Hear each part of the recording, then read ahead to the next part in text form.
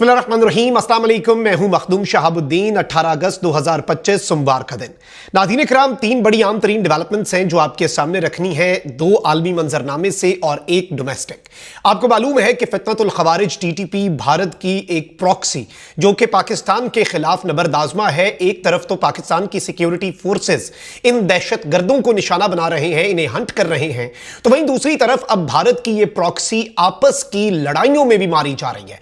पहले अफगानिस्तान की सरजमीन पर, अफगानिस्तान के सूबा नौरिस्तान में दहशतगर्दों ने, टीटीपी के दहशतगर्दों ने, जिन्हें भारत ने क्वाडकॉप्टर्स और ड्रोन्स दिए, इन दहशतगर्दों ने एक दूसरे पर अपने ड्रोन चला दिए अफगानिस्तान की सरजमीन पर। लेकिन अब वजीरिस्तान से भी कुछ खबरें हैं।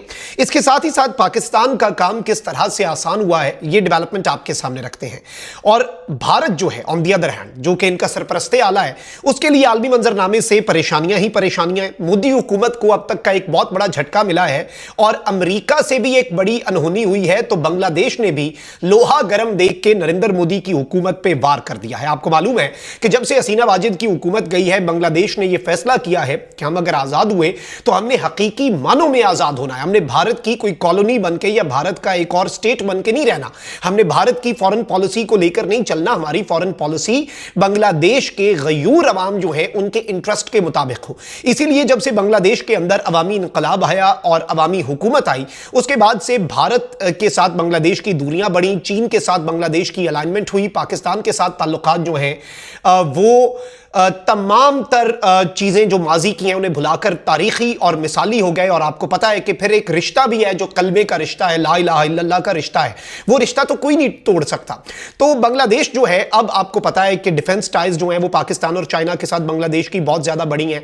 पाकिस्तान की आर्मी के ऑफिसर्स के वफ्द वहां पर जाते हैं, वहां से वो फूद इधर आते हैं। डिप्लोमेटिक सतह पर पाकिस्तान और बांग्लादेश के दरमियान बहुत अच्छे ताल्लुकात हैं। और बांग्लादेश जो है वो चाइना के साथ भी अलाइंड है, क्योंकि इसमें बांग्लादेश की अवाम का फायदा है, बांग्लादेश की इकोनॉमी का फायदा, बांग्लादेश के आम लोग जो हैं वो उससे अपलिफ्ट होते हैं। अब इस सब के अंदर नाज़रीन इकराम, बांग्लादेश के साथ भी भारत की एक ट्रेड वॉर सी चल रही थी और भारत ने बांग्लादेश की कुछ एक्सपोर्ट्स के ऊपर पाबंदी लगाई। और भारत जो है, जो कि कभी तुर्की और कभी अजरबैजान के बाइकॉट की बात करता है, तो भारत ने बांग्लादेश के बाइकॉट की भी बात की। तो अब बांग्लादेश के हाथ में एक, आप कह लें कि ऐसा पत्ता आया है जो भारत के ऊपर अब फेंकने का वक्त जो है वो बांग्लादेश के पास है। सबसे पहले तो मैं आपको यह बता दूं कि इस वक्त एफटी जो है दुनिया का, आपको पता है, मौखर जरीदा है, वो कहता है कि India's oil lobby is funding Putin's war machine that has to stop. यानी भारत की जो तेल की एक पूरी इंडस्ट्री है, जो लॉबी है, वो व्लादिमीर पुतिन की जो वॉर मशीन है उसे फंड कर रही है और ये अब एज सून एज पॉसिबल रुकना चाहिए। और अमेरिका के जो ट्रेड एडवाइजर हैं पीटर नेवारो, उन्होंने कहा है कि इंडिया जो है it must stop buying Russian crude, warning it funds Moscow's war and undermines US India ties. यानी ये वार्निंग दी है कि अपना ये काम फौरी तौर पर रोक दो, ये मॉस्को की जंग को तुम लोग फंड कर रहे हो और यूएस इंडिया टाइज को अंडरमाइन कर रहे हो। He argues India is cozying up to Russia and China making it risky to share advanced US defense tech। अब ये बड़ी इंपॉर्टेंट स्टेटमेंट है। उसने कहा कि इंडिया जो है वो रशिया और चाइना के साथ अपने ताल्लुकात ठीक कर रहा है ना, तो इसकी वजह से अब बहुत मुश्किल हो जाएगा कि अमेरिका की जो एडवांस्ड डिफेंस की टेक्नोलॉजी है वो इंडिया के साथ हम शेयर करें और हम इंडिया को वो बेचें अपना असला या कोई ऐसी चीज। और दिस इज वेरी रिस्की, क्योंकि इंडिया जो है उसे ट्रस्ट नहीं किया जा सकता। यानी पाकिस्तान बेहतरीन तरीके से चाइना और अमेरिका के दरमियान बैलेंस रखे हुए है, लेकिन चाइना, ये चीज याद रखिएगा, इंडिया चाइना जो है उसके साथ ताल्लुकात अब बेहतर करना चाह रहा है, लेकिन चाइना को पता है कि इंडिया की खसलत क्या है, चाइना को पता है इंडिया की रियलिटी क्या है, और इंडिया मार खा के, मुंह की खा के, गंदा होके वापस आ रहा है। उसके अलावा इंडिया के पास चारा भी कोई नहीं है कि वो चाइना के तलवे चाटे। अब इस सारी सूरत हाल के अंदर एक और बड़ी दिलचस्प चीज हुई है कि Bangladesh rejected Indian request to let India export things to US through Bangladesh due to high tariffs. अब आपको पता है कि 50% टैरिफ लग चुका है। अच्छा, जिसके साथ ट्रेड की वजह से टैरिफ लगा है उसे ट्रंप जो है वो पुतिन को प्रोटोकॉल दे रहा है, लेकिन नरेंद्र मोदी के लिए रुसवाई है। 37 मरतबा नरेंद्र मोदी के बयानिए पे डोनाल्ड ट्रंप ने सर्जिकल स्ट्राइक की और अब यह डेवलपमेंट भी हो गई है। और बांग्लादेश जो है उसने, अब इंडिया ने बांग्लादेश को क्या रिक्वेस्ट की कि जी हम आपको चीज देते हैं, आप जो है हम आप तक भेजेंगे, वहां से आप ट्रांजिट बनाएं, आपके ऊपर टैरिफ थोड़ा है तो आप जो है वो अमेरिका हमारा माल भेज दें। अब ये 50% टैरिफ से भी इन्हें पता है टैरिफ ऊपर जाने वाला है। बांग्लादेश क्यों भेजे? तुम लोग बांग्लादेश के प्रोडक्ट्स पे 2 हफ्ते पहले पाबंदियां लगा रहे थे, पाकिस्तान के साथ जंग के अंदर बांग्लादेश के लोगों ने मॉरल सपोर्ट दी पाकिस्तान को, तो तुम लोग उसके ऊपर रोला डाल रहे थे। तुम लोगों ने यहां तक कह दिया कि बांग्लादेश का जो एयरबेस बन रहा है इंडिया के बॉर्डर पर, चाइना और पाकिस्तान बना रहे हैं, वहां से JF-17 थंडर तैयारे आएंगे और इंडिया को तबाह कर देंगे। ये सारी बातें ये गोदी मीडिया कर रहा था, और अब तुम लोग किस मुंह से उस बांग्लादेश पर, जिस पर 4 हफ्ते पहले तुम लोगों ने ट्रेड की पाबंदियां लगाई उसके प्रोडक्ट्स पर, अब उसकी मिन्नतें कर रहे हो, उसके आगे जाकर हाथ फैला रहे हो कि भाई आपका माल, क्योंकि इस रीजन के अंदर ना पाकिस्तान से तो वैसे ही मामलात खराब है, तो बांग्लादेश के पास गए और बांग्लादेश ने इसके ऊपर सिर्फ एक लफ्ज कहा है भारत को, और वो लफ्ज है एब्सोल्युटली नॉट। यानी बांग्लादेश की तरफ से भारत को एब्सोल्युटली नॉट जो है वो कह दिया गया है। This is something very big, और इससे ये समझ लगती है कि भारत जो है वो ना घर का रहा ना घाट का, ना इस खित्ते के अंदर कोई मुल्क भारत के साथ है, ना वेस्ट के अंदर कोई मुल्क भारत के साथ है। रशिया के साथ भी भारत के ताल्लुकात पर डामाडोली, और चाइना के साथ अब भारत जो है वो अपनी अकड़ जो है उसे रोंदते हुए, अपनी अना जो है उसे अपने पैरों तले रौंदते हुए चाइना के कदमों में भारत जो है वो गिरने जा रहा है। और नरेंद्र मोदी बड़े अरसे बाद चीन का दौरा करने जा रहे हैं SCO समिट में।